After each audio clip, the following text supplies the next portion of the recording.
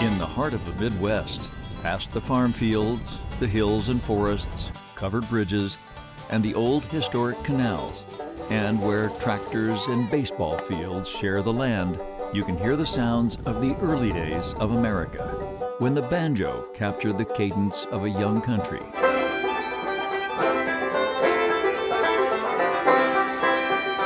Became a national craze. Oh, I love the banjo. It's the quintessential American instrument. Even though it's really an African instrument that came from Africa and morphed into what it is now. And when bluegrass was born, you just knew the banjo would be along for the ride.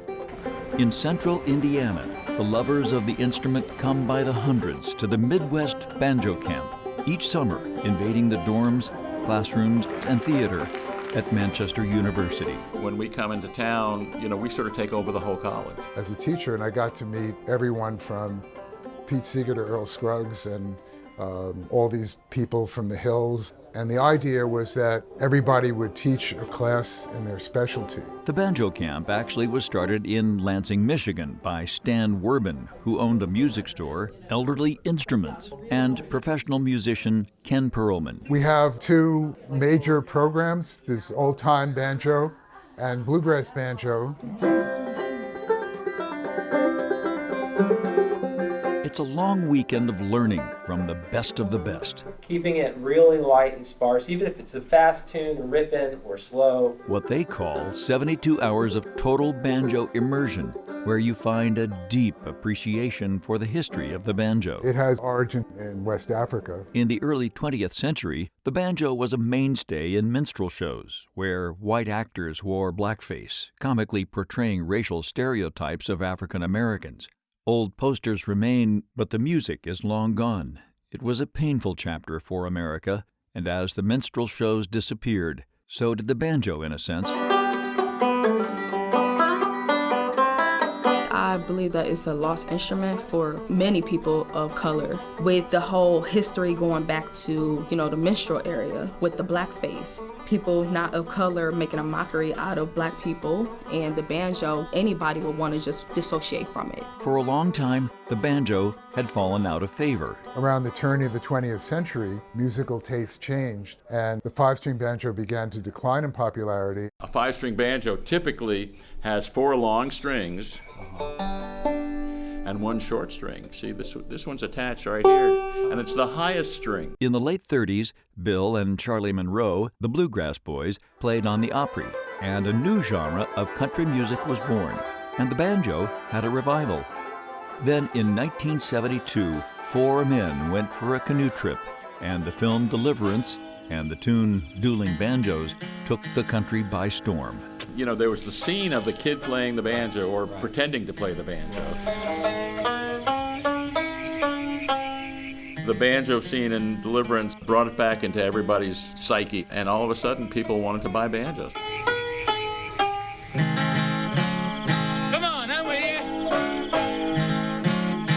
Deliverance was certainly a spark. Fast forward more than a half century, and Beyoncé is now celebrating the banjo. Came out with a country record, songs that had someone playing the banjo on it. And that's like miraculous. The interesting thing is that until the last 20 years, nobody had ever seen an actual gourd banjo brought over from Africa or been made by the enslaved people. Sounds like wood, but it's not wood.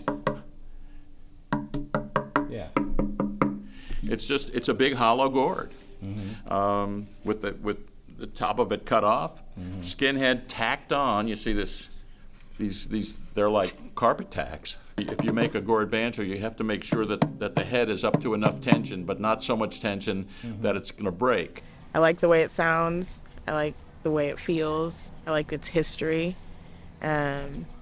I think it has a very complex history, and I think that's interesting for people when they get into it. Now the old-timers and a new generation are coming to places like the Midwest Banjo Camp in North Manchester, Indiana. And the old music is back. I like to play old-time music, but I would love to get into other genres, more genres that my people of color can get jiggy with, so hip hop, R&B. Lee Johnson of Stone Mountain, Georgia, has been playing 4 years. We gonna shimmy and shake. And she can really get it going.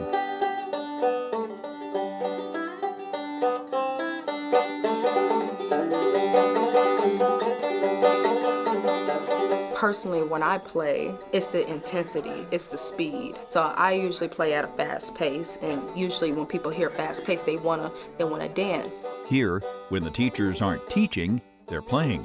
This is SiriusXM's Bluegrass Junction. I am Ned Luberecki. And doing interviews. I am just not in the mood to play the banjo, so I'm making all the other instructors do it. Ricky Meyer is here. Ricky, hey man. Hey Ned, what's going on, buddy? Nothing much. You want to pick one for us? I'd love to.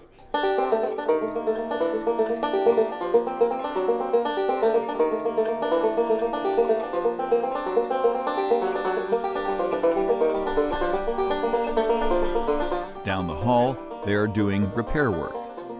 In classrooms, they learn the nuance of the banjo, evaluating the conditions of the instruments. And Stan has brought part of his store with him.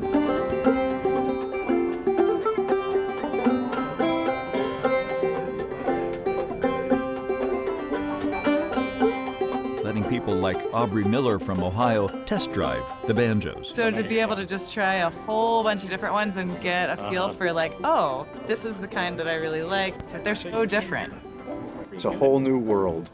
We find one of the newest banjo lovers, Bobby Fisher, down from Chicago.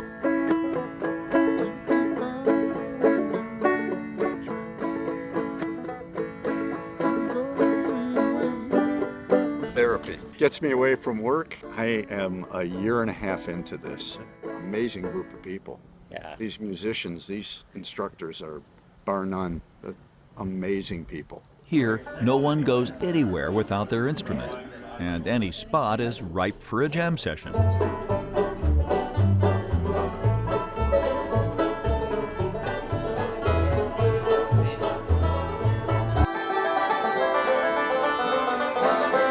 In some ways, the banjo was born to coexist with other instruments, and pairing it with, say, the fiddle is a marriage that just can't be beat.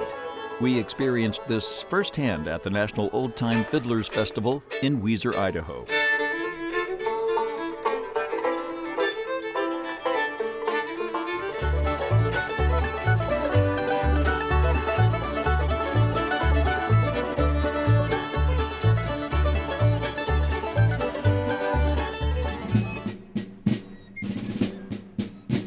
And at Civil War reenactments, where the drums may set the tempo of each new battle.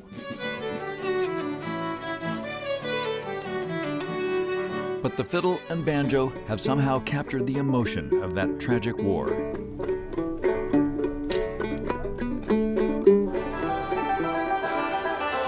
Back in Manchester, musician and teacher Erin Marshall has come to Indiana to mix it up with her fiddle. We go out of our way to find people who are both great players and great teachers. Ken has played since the 70s and loves to pass this on to the next generation. I think every generation has its own way of doing things. I think young people are picking it up. The old things like playing clawhammer style. I'm considered an old-time banjo player because I play clawhammer. It's kind of like, it's played this way rather than a finger-picking style.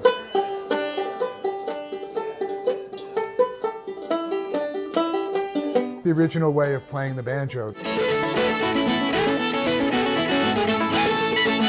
On a couple of evenings, the lights go up and the instructors give the camp a real treat.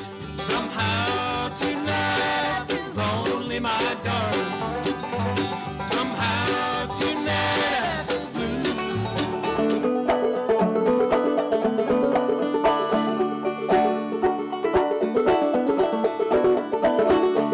A full-on concert. Good as any folk festival because we have some of the best instrumentalists from all over the country.